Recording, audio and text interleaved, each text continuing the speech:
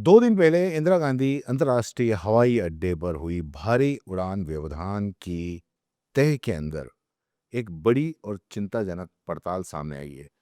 दैनिक भास्कर की एक रिपोर्ट आई है, उसके अंदर सुरक्षा विशेषज्ञों की जानकारी के मुताबिक समस्या सिर्फ खबरनुमा तकनीकी गड़बड़ी नहीं थी। इसमें जीपीएस सिग्नल के साथ में छेड़छाड़ की गई थी।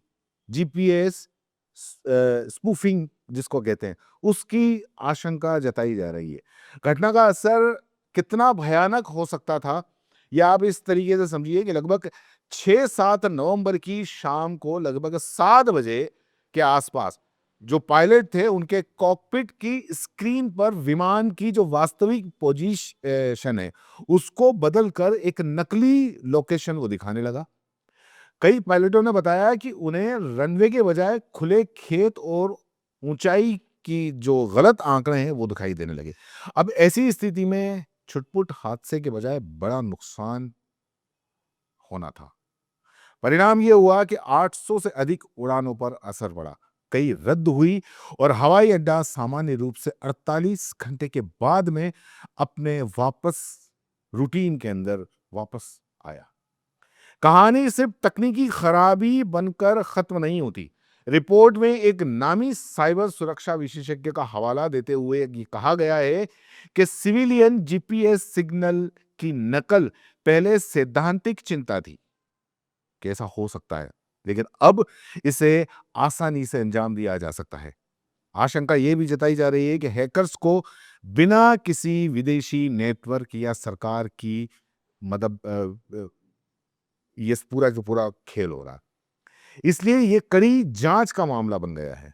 अब एटीएस जो है एयर ट्रैफिक सर्विस, उसको भी जीपीएस में गड़बड़ी के कारण सूचनाएं देर से मिली और दिल्ली में जो थी वो वहां पर जो परेशानी के चलते कई विमानों को उदयपुर, जयपुर और आसपास के हवाई अड्डों की ओर डाइवर्ट करना पड़ा। जो एयर स्पेस में भी विमानों के बीच की जो दूरी है उसको बढ़ा दी गई और यहीं पर सूझबूझ के चलते किसी बड़े हादसे को टाला जा सका। अब इसके अंदर यह है कि क्या कुछ बदला या बदला जा सकता है। यहां बेहद सख्त सवाल उठता है कि क्या हमने अहमदाबाद ट्रेजिक या कोई जो हुई इतनी बड़ी हादसा अहमदाबाद के अंदर हुआ, उससे कोई सबक लिया। आपको याद दिला दें कि 12 जून को अहमदाबाद में दर्दनाक विमान हादसा शायद एक देश के हर एक नागरिक को पता होगा। 270 लोगों की जान चली गई थी। तब पूरे देश भर में सुरक्षा व्यवस्था पर बहस हुई थी। पर अब यही सवाल दोहराया जा रहा है। बड़ी त्रासदी के बावजूद क्या हमारी प्राथमिकताएं बदल पाई? क्या सिस्टम में काम करने वाली खामियां सुधरी? सरकारी रिकॉर्ड और रिकॉर्डिंग पर नजर अगर डाले तो रिपोर्ट के अनुसार डीजीसीए ने हाल ही के अंदर महीनों में 465 से अधिक फेक सिग्नल रिकॉर्ड किए, खास करके सीमावर्ती इलाकों जैसे जम्मू और अमृतसर के आसपास। इस संदर्भ में जो परामर्शदाता है वो सुझाव दे रहे हैं कि भारत का स्वदेशी सैटेलाइट नेविगेशन सिस्टम NAVIC ये इस तरह की समस्याओं का समाधान कर सकता है।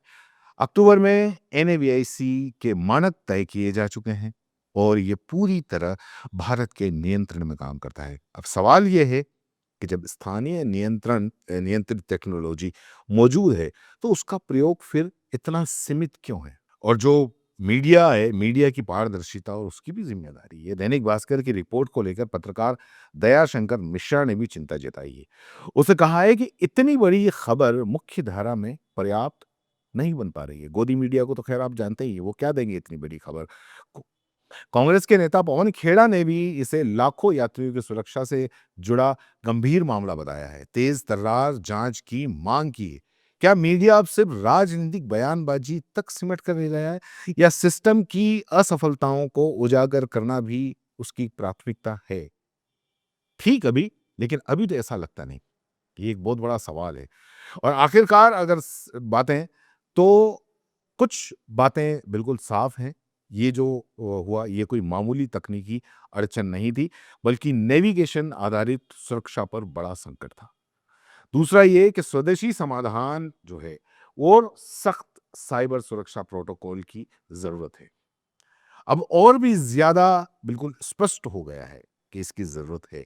सरकार, जो विमानन एजेंसियाँ हैं और मीडिया, तीनों को मिलकर पारदर्शी, तेज़ और ठोस जाँच की और सुधार की ज़रूरत है। आप क्या सोचते हैं? क्या ये महज़ तकनीकी खराबी थी या बड़ी साजिश थी? क्या सरकार और सुरक्षा संस्थाएँ इससे सबक लेंगी या फिर चर्चा कुछ दिनों के बाद में सब कुछ वापस भुला दिया जाएगा? अपनी राय ज़रूर शेयर कीजिए, चैनल को सब्सक्राइब ज़रूर कीजिए।